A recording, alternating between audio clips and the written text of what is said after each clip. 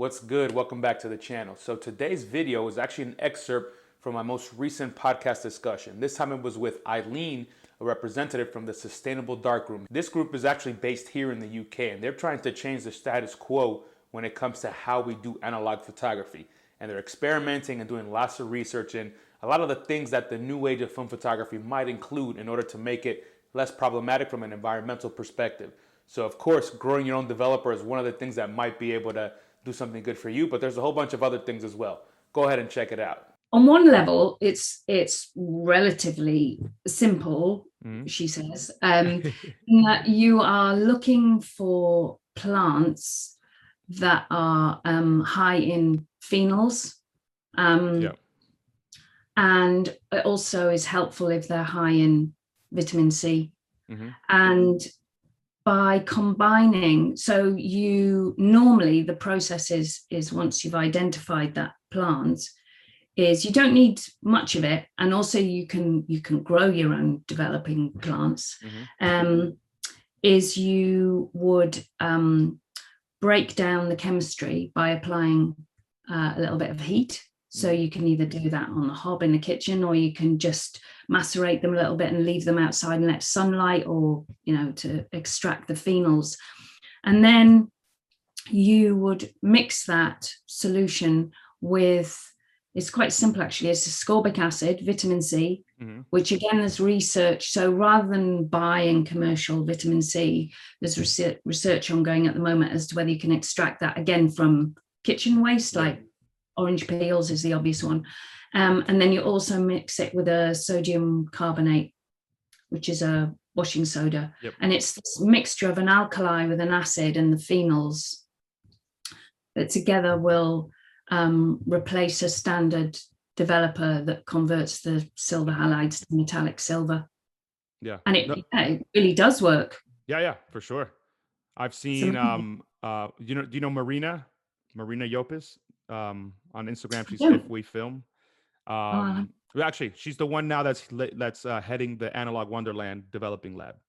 Okay. That's her, yeah. So she has been documenting a bunch of her experiments, and I'm not sure where she sourced her recipes and all that stuff, but basically she's shown her examples of things developed with, I believe, basil. I think that's what she's used as a key ingredient, and it works. You know, there's definitely quirks that people need to be aware of. Like developing times are very different. A lot of this is experimental anyways. And then your final look, you know, might be very different from what you would compare to like a standard like commercial developer. But the point is that it works. And that, I think that's extremely encouraging, because you're no longer in kind of the experimental world. At this point, it's more about, like, at least from my point of view, it's like now you're finessing the recipe and really trying to like manipulate it to get what you want, but it works. It's not like, will it work? Will it not work? It works. And again, it's one of those things. What's not to like? It's accessible. It democratizes the whole process, because darkroom photography is relatively elitist. It's, you know, it's expensive. You usually have to travel somewhere to do it. You need specialist knowledge, blah blah, all the rest of it. But this is great. It can be free. It's accessible. You know, it's well-being aspects, all the rest of it is great. I was going to ask, is there any specific developer or plant-based recipe that you've used that you really vouch for, or that one of your colleagues has feels very strongly about? I feel very strongly about, so I've been using Rosemary. Okay. Really, really works for me. So I've been, you're never ever going to nail it, because it's not an exact science. But like you said about, I like the word finessing. If you stay with something and you get to know it through repetition and doing, I feel like that's what's happened with this particular plant. So I've got one plant that I use, and it does yield different results depending on the season, because the phenols are higher in spring, and then they kind of peak in summer, and then they go down again. Interesting. So you've got all these nuances that are really beautiful. And you can dry it as well, of course. But again, the reason I've decided to stay with my particular plant that I've grown in the garden and then taken cuttings from is because when I tried other plants for example, at my mother's, she's up in the northeast, and she has really different soil conditions, and that affects the outcomes as well. So, which is great. But I needed to kind of, especially if I'm teaching something, I needed a little bit of continuity. But that was really good. But it's great because unlike the commercially developed stuff that I was using, I can just use this to develop film after film after film, which is fantastic. Yeah. And then I don't have to worry about, do I have to take it to my local tip to get, to a hazardous waste disposal plant? I've grown, like I said, some other plants that I don't use for culinary uses, but I can then dispose when it eventually isn't performing anymore. Just pour it into the plants, and it's not going to harm anything. Just right back into the plants. Right back into the plant. Wow. Yeah. And that seems, I'd love to work with more, with some scientists on this, but the plants seem to have an ability to deal with the metals. Yeah. And it doesn't harm the plant. And then, it's that whole idea of circular economy. Yeah, which is great. No, there's a couple like jewels you just dropped here, which I really want to dig into. First and foremost, you talked about the seasonality aspect, and I'm going to be a snob here and say that the terroir of your developer, like one of the beautiful things about film photography, from my point of view, is the variability that the kind of the randomness as introduced by the user. Like if you do things yourself, they will vary because of you being a human and you're not a machine, and things can change because you let it in there 10 seconds longer, or you didn't heat it up as hot this time, whatever. So I love that about film photography. It makes me feel like I'm kind of a mad scientist, even when I'm doing the simplest of tasks. So you've just taken that to the next level because your ingredients, even from your own plant, vary. If you're developing, like you said, in the winter versus the summer, that already is like, wow, how can you apply that, and how can you actually own that, and take it and do something intentional with that seasonality. And then the other part, like you said, you have your plant, you've got your mom's plant, very different plants producing very different like levels of chemistry. How do you then use that?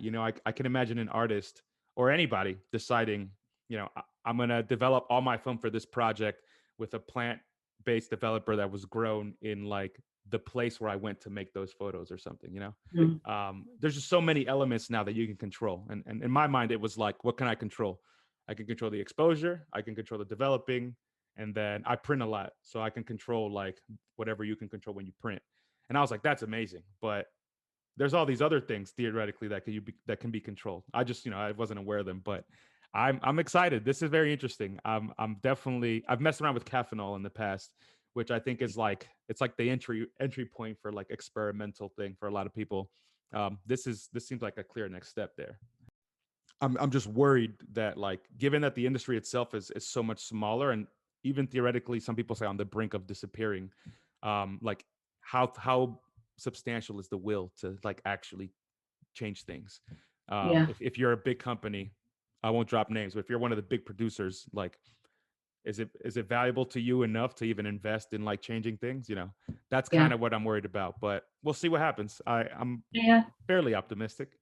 Yeah. Well, I think, like you say, there does feel like there's a movement, doesn't there? And it's got to come from the ground up. It's got to come from the consumer. Yeah. To say, that's enough. I don't want this. I want the other. And I think that whole, this part of the Sustainable Darkroom, and that's one of the things I love about this community, is that it isn't inward looking in as much as there's so much generosity and sharing, because it's for the benefit of all. It's for the benefit of, people now, people in the future, the non-human, multi-species. It's the whole thing.